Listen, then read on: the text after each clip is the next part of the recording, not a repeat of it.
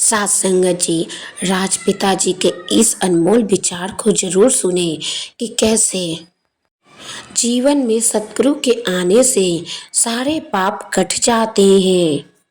जीवन को सार जिस चीज से मिलता है वो है प्रेम। और वो प्रेम कोई सौदीबाजी वाला प्रेम नहीं। वो प्रेम नहीं जिसे दुनिया प्रेम समझती है। वो प्रेम जो सतगुरु कह रहे हैं कि हम बन सकते हैं, कर नहीं सकते, बन सकते हैं। ये हमारा स्वभाव है।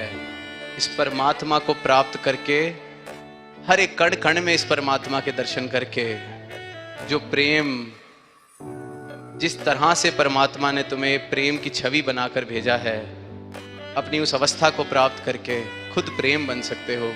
और जब वो प्रेम जीवन में आता है तो जीवन में सिर्फ और सिर्फ सार ही दिखता है। फिर ऐसा नहीं लगता कि जीवन असार है, कि करे क्या जी के। प्रेम ही एकमात्र सार है इस जीवन का। तभी बार बार जिन प्रेम कियो तिन्ही प्रभ पायो, क्योंकि प्रेम और परमात्मा जीवन में इकट्ठे ही आते हैं। क्योंकि परमात्मा के जीवन में आने के अलायदा जिसे हम प्रेम कहते हैं, वो तो कंडीशनिंग है। वो तो समाज से जो हमने उठते पड़ते सीखा कि प्रेम किसे कहा जाता है, वो तो उसको कहा जाता है। पर असली में प्रेम क्या है? ये सदगुरु का ब्रह्म ज्ञान, सदगुरु की भक्ति से मुझे मिलता है।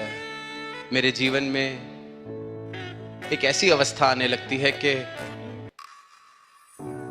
हर पत्ते विच सूरत तेरी, हर जर्रे ते तेरा नाम, कि जहां देखता हूं आप ही की कृपा, आप ही का प्रेम, आप ही की अनुकंपा। और ऐसा जीवन हर एक इंसान प्राप्त कर सकता है। हर एक इंसान हकदार है सत्य के साथ जीवन जीने का। और जहां ये जीवन जीते हैं इस यात्रा में, तो परिस्थितियां हर तरीके की आती हैं। प्रतिकूल, अनुकूल, हर तरीके की परिस्थितियों ने आना ही है। कई बार दिल इस तरह भी हो जाता है कि ये परिस्थिति आ गई है तो ये काटनी मुश्किल हो जाएगी। और कई बार कुछ अनुकूल होता है तो लगता है कि इतना सुंदर समा आया और आकर चला भी गया, पता नहीं चला। अब जीवन के इस खेल में किस घड़ी में सुकून मिले? तो किसी शायर ने भी वक्त के ही लिए कुछ इस तरह की बात लिखी कि वक्त का मिजाज कुछ इस तरह है कि मैं मुंतजिर हूं तो ये बढ़ता नहीं, तुम रूबरू हो तो ये थमता नहीं। कि जब तक तो मैं इंतजार में हूं ये वक्त बढ़ता ही नहीं, ऐसे लग रहा है कि थम गया है। एक एक घंटा, एक एक पल सदियों जैसा लगने लगता है। और तुम रूबरू हो तो दिन का दिन कहां चला जाता है ये पता ही नहीं चलता। तो ऐसे में सुकून प्राप्त हो तो कैसे हो? अब वो शायर ने तो अपने प्रीतम के लिए, अपने बिलवट के लिए लिखा, पर जीवन के अंदर किसी भी परिस्थिति के अंदर जब हम होते हैं जो अनुकूल लगती है तो ऐसा लगता है समा पता नहीं कहां चला गया। अभी तो शुरू हुआ था सिलसिला। और जहां कुछ इस प्रकार जो चाहत से विपरीत, तो वहां हालत ऐसी कि ये समा कटेगा कैसे। अब ऐसी परिस्थितियां तो आनी है, ये लाजमी है। जीवन मिला है तो इस प्रकार की परिस्थितियों ने आना है। पर ऐसे हाल में भी सुकून सदगुरु की कृपा से मिलता है। क्योंकि भक्त को, ब्रह्म ज्ञानी को ये पता है कि जब मुंतजिर था तब भी ये परमात्मा तो मेरे साथ है, ये सत्य तो मेरे साथ है। और जब चाहत के अनुसार सब मेरे हिसाब से है तब भी ये परमात्मा मेरे साथ है। तो जो ध्यान है, जो फोकस है, वो स्थिर पर, ये एहसास हो जाता है कि मेरी गहराई, मेरा अस्तित्व इस समुद्र जितना विशाल है। थोड़ी बहुत लहरें उठ भी गई तो वापस शामिल तो इसने समुद्र में ही हो जाना है। इस बात का एहसास, ये अवेयरनेस कि मैं हूं क्या, मुझे हर पल में सुकून बख्शती है। इसलिए बार बार कि सतगुरु के ज्ञान से हर पल में सुकून। और साथ संगत, ये जो मैं का खेल है, अहंकार का हमारे खेल है, ये किस प्रकार इतने सूक्ष्म तरीके से हमारे सुकून में बाधा बनता है, कई बार हमें ही नहीं इस बात का एहसास हो रहा होता।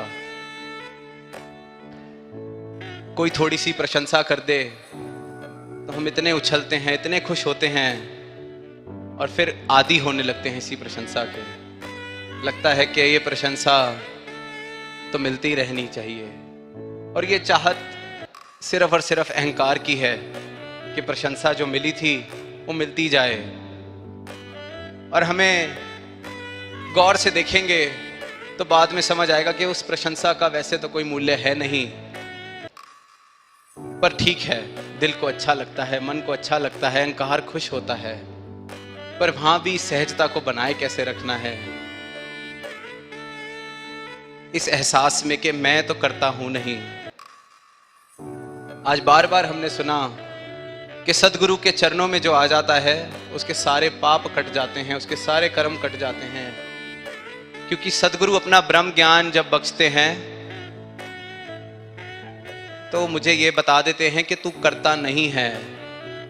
तो अगर अब आगे का जीवन करता मान के जिया जाएगा फिर तो इस ब्रह्म ज्ञान का कोई फायदा नहीं, और इस बात का एहसास घट जाएगा कि मैं हूं क्या, तो फिर अच्छा बुरा कोई कर्म, सही गलत कोई कर्म, मेरे सही गलत की परिभाषा भी फिर मेरी अपनी नहीं।